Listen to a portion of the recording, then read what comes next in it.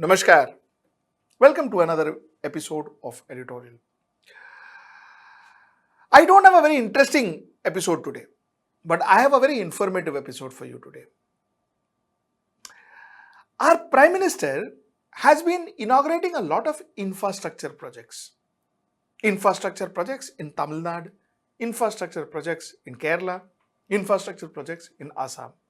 Infrastructure projects like oil and gas projects, infrastructure projects like bridges, like inland water transport terminals. So he has been inaugurating a lot of infrastructure projects, metros. So the point is, and the general talk is that infrastructure is going to be the key result area for Modi government in 2024-25. In fact, people say that infrastructure will be one of the core USPs, unique selling proposition for Bharatiya Janata Party in 2024. Now, the question I ask tonight is, will the Modi government be able to deliver the infrastructure it has promised the country? Let's get right into the show. On the 15th of August 2019, our Prime Minister Narendra Modi had promised the country 100 trillion rupees on infrastructure by 2024-25. He said 50% of this 100 trillion rupees will be borne by the governments. When I mean governments, what I mean is state government and central government. He said 50% of this will be borne by the governments. He says that 70% of this 100 trillion rupees will go into urban infrastructure, will go into things like energy, roads, railways, etc. This was his promise to the nation. In fact, all his ministers, including the finance minister, also endorsed and emphasized this. Now, the way they planned the entire infrastructure, entire funding, entire resources was as follows.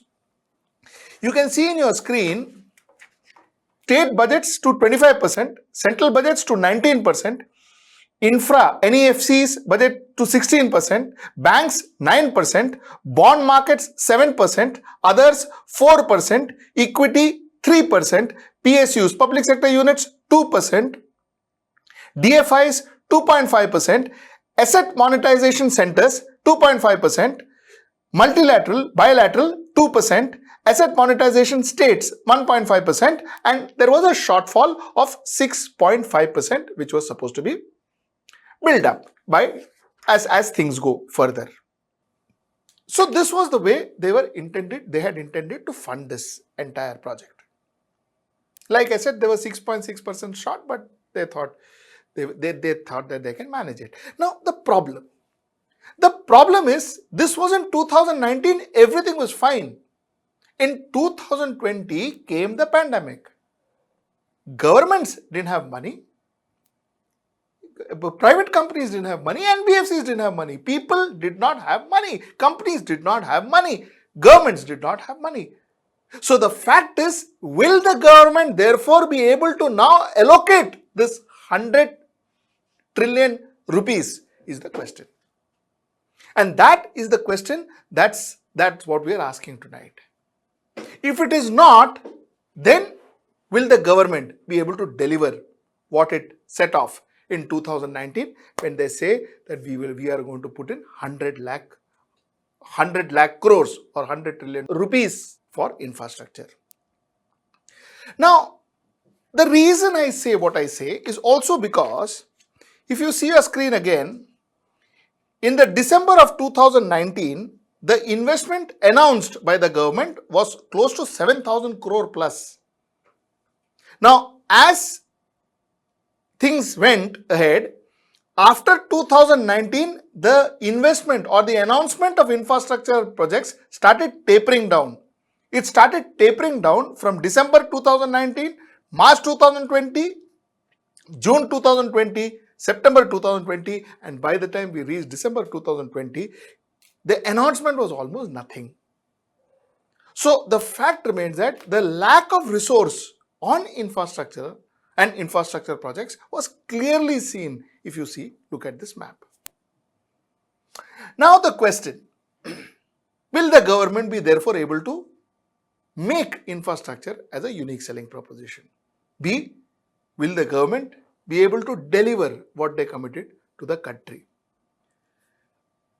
My understanding, or what I feel, is that while they must have thought of making infrastructure their USP for 2024, I do not think, or part of their strategy, of course, Hindutva will definitely remain their core strategy, but part of their strategy to win the 2024, by the looks of it today, I feel it seems difficult, because a lot of things that were committed may not be fulfilled because of lack of resources. This is my point number one.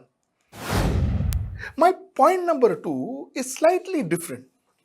My point number two is about an irony in Bharatiya Janata Party.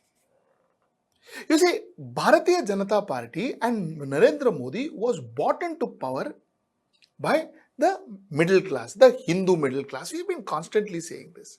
A lot of other people have been saying this. He has been brought into power by the Hindu middle class. Now, Hindu middle class, in marketing language, if they call them, Hindu middle class was not just his consumer, but Hindu middle class was almost his brand advocates. They would preach for Narendra Modi. They would fight for Narendra Modi. They would advocate for Narendra Modi. They would campaign for Narendra Modi. So the Hindu middle class was his core strength. But you know what the irony is?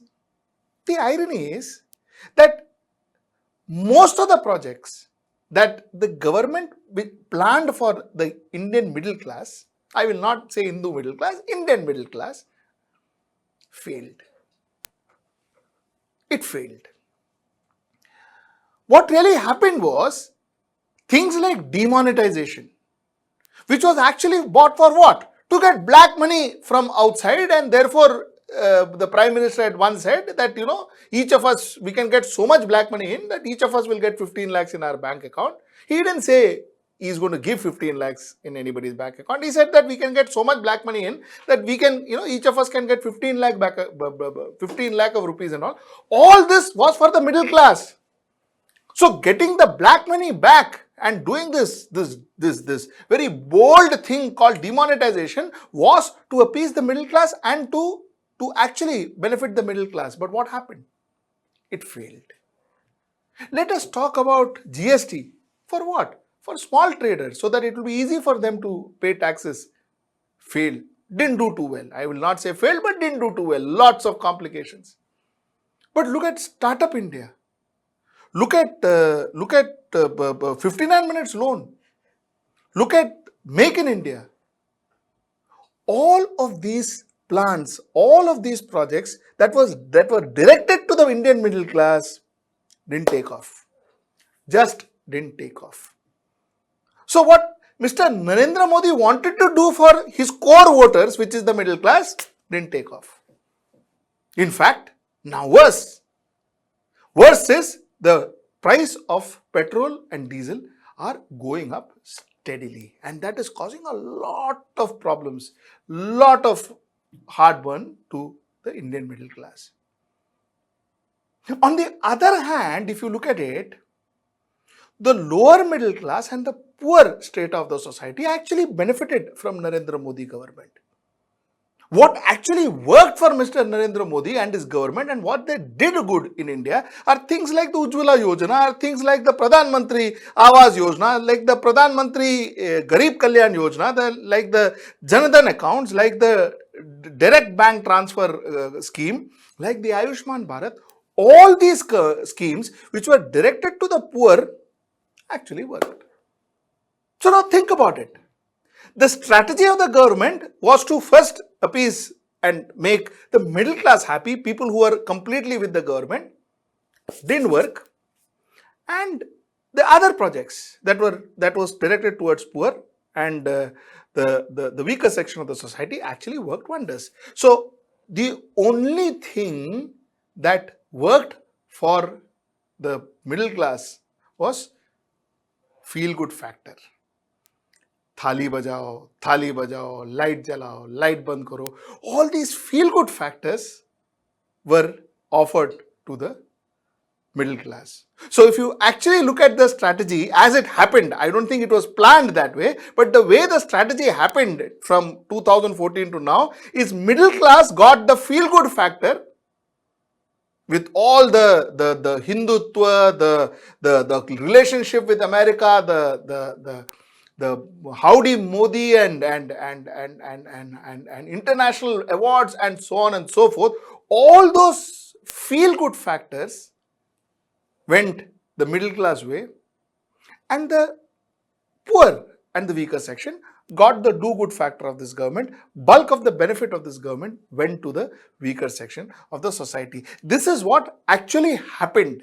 Whether was this planned that way? No, it was not planned that way, but the way it happened was this.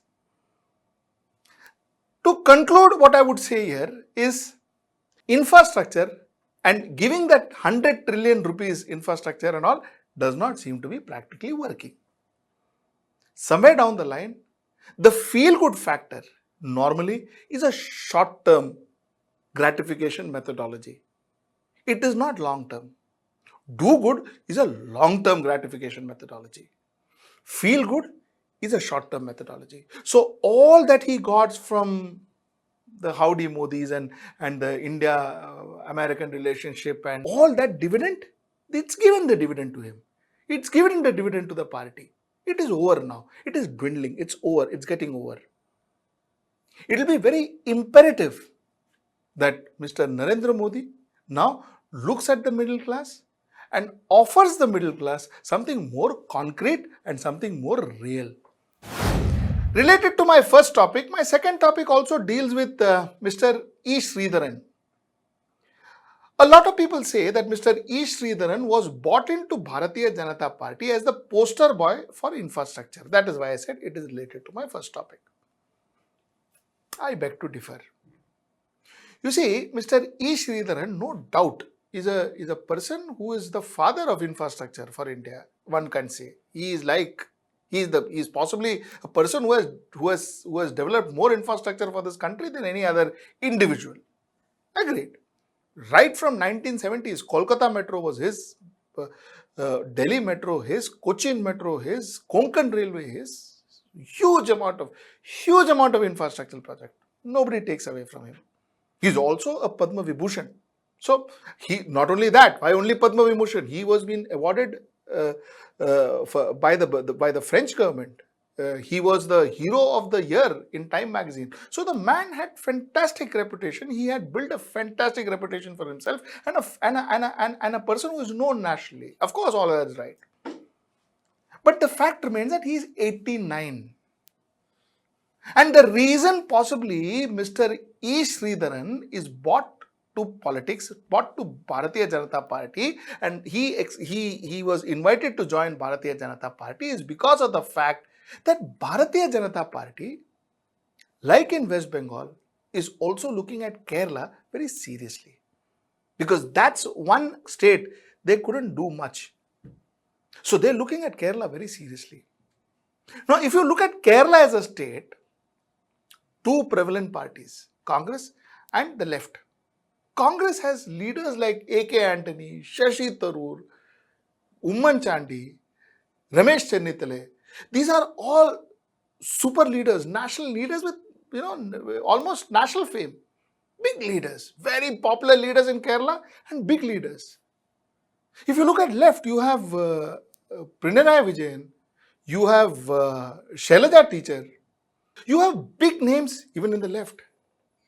But somewhere with Bharatiya Janata Party, there is the tallest leader of Bharatiya Janata Party in Kerala is again an 89, 90, 91-year-old O. Rajagopal. He is the tallest leader even today in Bharatiya Janata Party. So the fact remains that Bharatiya Janata Party needed a credible and possibly a face that was not just popular in Kerala but also known nationally.